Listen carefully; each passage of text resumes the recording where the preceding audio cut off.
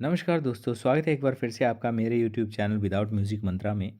आज के इस वीडियो में फिर से एक बार बात करेंगे शुक्र महादशा से संबंधित एक एक्सपीरियंस के बारे में जो हमें भेजा है रश्मिका अग्रवाल जी ने लुधियाना से।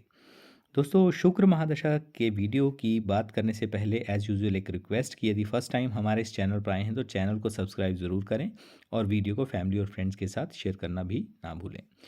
देखिए, शुक्र हो, मंगल हो, सूर्य हो, कोई भी ग्रह हो, वो आपको जो भी रिज़ल्ट आपके जीवन में देते हैं, वो आपकी जो लगन कुंडली रहती है, उसमें जो ग्रहों की स्थिति है, वो कौन से हाउस में बैठे हैं, कितने बलाबल के साथ बैठे हैं, कितने अंश बल के साथ हैं। आउट ऑफ 100 यदि आप एक्सपेक्ट करें कि शुक्र की मेरी महादशा चल रही है और मुझे जो रिज़ल्ट हैं, वो शुक्रदेव बहुत अच्छे देंगे, वो डिपेंड करता है आपके स्पेसिफिक ग्रह पर कि वो युवावस्था में है, वृद्धावस्था में है।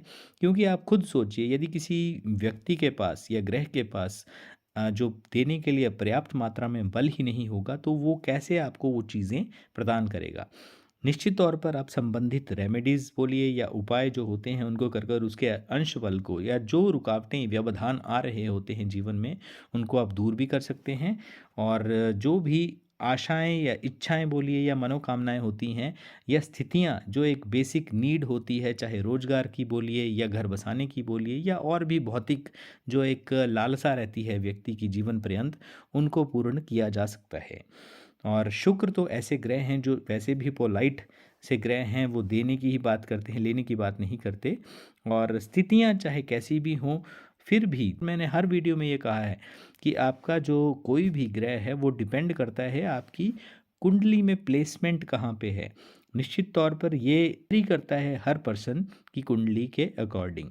आज बात करेंगे शुक्र महादशा की, क्योंकि केतु महादशा से निकलने वाले व्यक्ति के लिए एक बहुत बड़ा भगवान का एक उपहार होता है शुक्र की महादशा, जिसका बेसब्री से जातक व्यक्ति इंतज़ार करता है। चाहे लाइफ में वैसे ना किया हो, लेकिन जब एक बार उसका टेन्योर केतु की महादशा में वो भी बुरे प्रभाव में निकलता है तो उसको बहुत ज़्यादा उम्मीद बोलिए या आशा बोलिए, वो रहती है आने वाली महादशा से। तो चलिए शुरू करते हैं आज का एक्सपीरियंस जो हमें भेजा है रश्मिका अग्रवाल जी ने लुधियाना से।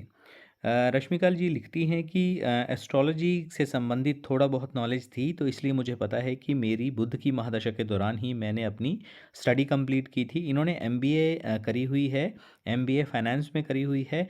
2013 में एमबीए करने के पश्चात मैंने कुछ समय के लिए जॉब भी करी थी, लेकिन उसके पश्चात मुझे विवाह का प्रस्ताव आ गया, जिसके कारण 2013 अगस्त 2013 में इनकी शादी हो गई। लुधियाना से, मतलब लुधियाना से इनकी शादी होती है और देहरादून में ये आ जाती हैं।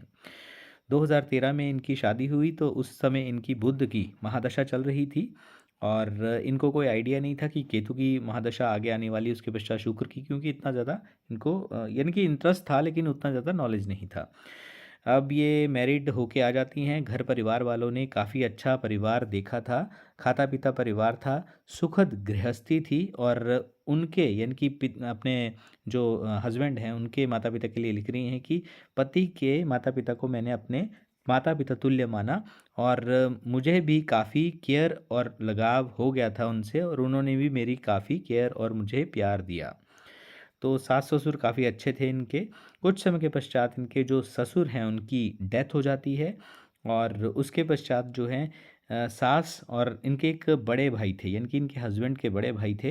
तो जो जेठानी थी इनकी, उनकी बड़े भाई की जो वाइफ़ थी, उनका व्यवहार इनके प्रति अच्छा नहीं था।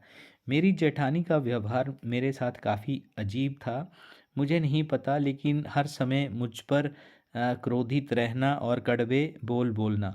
जेलसी भी होती थी, मुझे नहीं पता किस बात को लेकर, शायद मेरी एजुकेशन को लेकर। कुछ समय के पश्चात मेरे बेटा हुआ, तो हो सकता है बेटा होने के कारण भी वो मुझसे जेलसी करती हों। चाहे वो साईं बाबा को मानती हों, बहुत ज़्यादा पूजा करती थी साईं बाबा की, यानी कि साईं बाबा की पूजा करती थी उनकी जो जेठानी थी। और उन्हीं को देख के लिखते हैं कि मैंने भी साईं बाबा की पूजा आराधना करना शुरू कर दिया था उस दौरान। केतु की महादशा जो है मुझ पर शुरू हो चुकी थी। मुझे नहीं पता था कि आने वाले समय में क्या होने वाला था। और मैं अपने घर परिवार में भी धूप बाती करती थी, तो वैसे ही जाके ससुराल में भी धूप बाती इन्होंने करी और साईं बाबा को बहुत ज़्यादा ये मानने लगे। हर संडे को और गुरुवार को हमारे घर में साईं बाबा का कीर्तन होता था। उसके लिए प्रसाद और बाकी चीज़ों का भी व्यवस्था मैं ही करती थी। मेरी जेठानी हर समय कोई न कोई कार्य में मुझे उलझाकर रखती थी।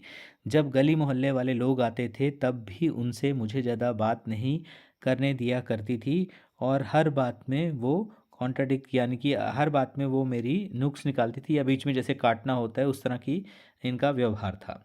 कुछ समय के पश्चात जब मैंने महसूस किया कि मेरी जेठानी है वो बहुत ज़्यादा मुझसे व्यवहार अजीब कर रही तो मैंने भी उनसे थोड़ा दूरी बना ली।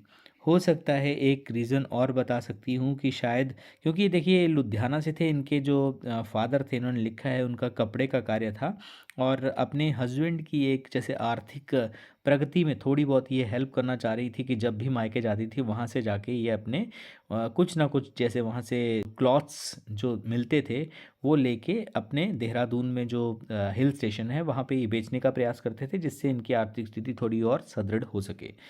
तो इस बात की भी जेलसी एक इन्होंने लिखी है कि हो सकता है कि बिज़नेस कपड़ों का जो बिज़नेस है ड्यू टू दैट मेरी जो जेठानी है मुझसे ईर्ष्या रखती हो। कुछ समय के पश्चात व्यवहार थोड़ा अजीब हो गया। इस दौरान सास की भी मृत्यु हो गई। केतु की महादशा के दौरान मेरी सास और ससुर दोनों की मृत्यु हो गई। अभी घर में स्थितियाँ और भयावह हो गई और यदि आज यानी कि कंपैरिजन करते हैं तो केतु की दशा में लिखते हैं कि केतु की महादशा में क्या क्या इन्होंने झेला है। केतु की महादशा का यदि मैं वर्णन करूं तो चिंता, परेशानी, अलगाव, पति से ससुराल टूटा, सास की डेथ, आर्थिक हानि, सपोर्ट नहीं, साईं की बहुत पूजा की।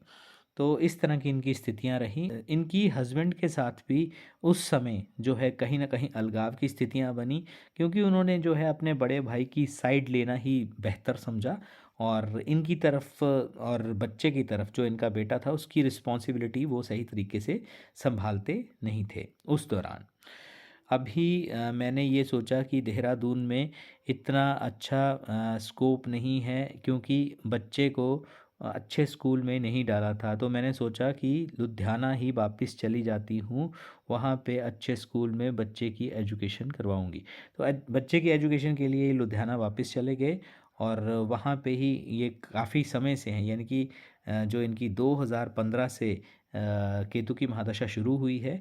अभी 2024 चल रहा है तो अभी शुक्र का भी इन्होंने कुछ एक उल्लेख किया है अपने जो अभी समय चल रहा है उसके अकॉर्डिंग कि अभी के समय में काफ़ी चीज़ें बदल गई हैं। शुक्र की महादशा चलते हुए 2 साल हो गए हैं यानी कि 2022 से लेके 2024 में जो पीरियड है उसको इन्होंने एलैबोरेट करा है। अभी मैं प्राइवेट बैंक में जॉब करती हूँ, बेटा साथ है और बिज़नेस भी कर रही हूँ। फ़ादर का इनके फ़ादर की भी डेथ हो गई है, यानी कि ससुर की भी डेथ हो गई है और फ़ादर की भी डेथ हो गई है। क्लॉथ का बिज़नेस मैं ही सँभालती हूँ लुधियाना में। एक साइड इनकम भी रखी है। शगुन की जो बकेट होती है, लेडीज़ को लगाकर बनाती हूँ। जो शगुन की जो एक बकेट आती है उसको भी एक साइड बिजनेस के रूप में चला रहे हैं जिससे इनकी आर्थिकी और भी मजबूत हो सके। तो ये थोड़ी सी सिचुएशन है यानी कि बोलने का मतलब है कि जहाँ केतु की महादशा में इन्होंने चिंता, परेशानी, अलगाव, पति से भी दूर भी रहना और उनके साथ कहीं न कहीं मनमुटाव की स्थितियों को भी झेला। ससुराल इनका टूट गया, सास-ससुर की इनकी डेथ हुई, आर्थिक हानि, सपोर्ट कोई नहीं। हालाँकि उस दौरान अगर आप इस तरह से भी लें कि साईं बाबा की बहुत ज़्यादा पूजा की और इस दौरान आप जानते हैं कि आध्यात्मिक गुरुओं की तरफ बोलिए या कोई भी ऐसे स्पिरिचुअल या ज्ञान की तरफ बोलिए या गुरु से संबंधी यानी कि देव गुरु बृहस्पति बोलिए या उनके तुल्य जो भी हमारे एक इष्ट होते हैं, हमारा रुझान स्वतः ही होता चला जाता है। तो ये स्थितियाँ इनके साथ रहीं। आज की डेट में ये अच्छी यानी कि स्थिति में हैं, आर्थिक स्थिति इन्होंने खुद लिखी है कि बैंक में जॉब कर रही हैं और बिज़नेस जो फ़ादर का था वहाँ पे लुधियाना में वो भी यही सँभाल रही हैं। साइड इनकम जो है वो बकेट्स जो होती हैं शगुन की जो टोकरियाँ बनाते हैं वो करके ये अपनी आर्थिक स्थिति को और भी मजबूत कर रही हैं। अभी पति से ज़्यादा बात नहीं होती, स्थिति वैसी है। उम्मीद है कि आने वाले समय में सारी स्थितियाँ सुलझ जाएँगी।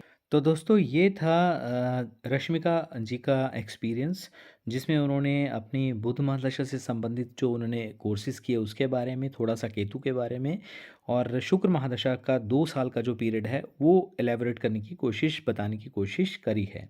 यदि एक चीज़ आप ध्यान दें, तो देखिए जहाँ केतु की दशा में इनकी पूजा-पाठ, जहाँ पे इनके घर में हफ्ते में 2 बार कीर्तन चल रहा था, तो कहीं न कहीं स्पिरिचुअलिटी बोलिए, आध्यात्मिकता बोलिए या पूजा-पाठ से ही जुड़े हुए थे। डेथ भी हुई, ईर्ष्या, द्वेष भी झेलना पड़ा, अलगाव की स्थितियाँ जो-जो मैंने पहले मेंशन किया है, वो चीज़ें भी इनको झेलनी पड़ी और दूसरी तरफ चाहे उसमें अभी अलगाव है, पति से ये दूर रह रही हैं, लेकिन उसके बावजूद जब शुक्र की दशा जो 2 साल से आई हुई है इनकी, 2022 से 24 अभी चल रहा है, तो उस दौरान जो है, जो चेंजेस आए हैं, आप खुद सोचिए कि आर्थिक स्थिति इनकी मजबूत हुई है ड्यू टू जो इनकी बैंक में जॉब है। सेकेंडली शुक्र से संबंधित आप जानते हैं कि चाहे इत्र हो, चाहे कपड़ा हो, तो कपड़े का ये बिज़नेस जो इनके फ़ादर का ही था, वो भी ये सँभाल रही हैं। तो कहीं न कहीं शुक्रदेव ने इन पर कृपा करी है। इसके अलावा देखिए जो शगुन की टोकरियाँ भी इन्होंने लिखी हैं, वो बनाते हैं, तो वो भी कहीं न कहीं विवाह या शुक्र से संबंधित एक चीज़ें आती हैं उसमें, तो उन्हीं चीज़ों से इनका कंसर्न इस महादशा में हो रहा है। तो इन परिस्थितियों को समझते हुए आप ये जान सकते हैं कि जिस भी ग्रह की महादशा आप पर चल रही होती है, वो अपनी, जैसे मैं हर वीडियो में आपको बताता हूँ कि अपने अधिकार क्षेत्र में आने वाली चीज़ों के साथ आपको जोड़ता है। वो ग्रह जो है वो अपनी जो चीज़ें होती हैं, जैसे केतु के पास यदि आध्यात्मिकता है और शुक्र के पास यदि विलासिता या इन चीज़ों के साथ सानिध्य है, तो उसके साथ आपको समय आने पर वो ग्रह जोड़ेगा ज़रूर। बात कर लेते हैं रश्मिका अग्रवाल जी के कुंडली की, क्योंकि आप लोग बोलते हैं कि कुंडली भी साथ में बताइएगा। तो मैं बताता हूँ, ये देखिए इनकी तुला लगन की कुंडली है। शनि और केतु जो हैं, वो लगन में ही इनके विराजित हैं। उच्च के शनि हैं इनके और इसके अलावा चतुर्थ जो 4th हाउस है, वहाँ पे इनके गुरु विराजित हैं। सप्तम स्थान में इनके राहु विराजित हैं। अष्टम स्थान में इनके शुक्र विराजित हैं और दशम स्थान में इनके चतुर्ग्रही योग यानी कि सूर्य, बुध, मंगल और चंद्र विराजित हैं। तो ये इनके ग्रहों की स्थिति है और ये उम्मीद कर रहे हैं और मैं भी ये आशा करता हूँ कि आने वाले समय में स्थितियाँ और सुलभ हो जाएंगी इनके लिए और जो अभी तक मनमुटाव या जो भी वैमनस्य चल रहा है इनका अपने हस्बैंड के साथ, वो स्थितियाँ सुधरेंगी भी और एक सुखद परिवार की भांति ये आने वाले समय में शुक्र की महादशा में निश्चित तौर पर ये जीवन यापन करेंगे। तो दोस्तों, ये था एक छोटा सा वीडियो जिसमें मैंने बुध, केतु और शुक्र तीनों का और जीवन से संबंधित जो परिस्थितियां हैं उनका उल्लेख किया है। आई होप कि आपको वीडियो अच्छा लगा होगा। गर्मियां आ गई हैं, जीवों की सेवा के लिए तत्पर हो जाएं और कोई भी एक अच्छा कार्य, पुण्य कर्म जो है उसको जीवन में अपने जो डेली के आपके कर्म हैं उनके साथ जोड़ें और प्रभु की, भगवान की, इष्ट की, अपने देवी देवताओं की कृपा और सकारात्मक ऊर्जा को निश्चित तौर पर प्राप्त करें और जीवन में बदलाव देखें। आई होप कि आपको वीडियो अच्छा लगा होगा। चैनल को सब्सक्राइब करना ना भूलें और वीडियो को फैमिली और फ्रेंड्स के साथ शेयर भी ज़रूर करें। धन्यवाद।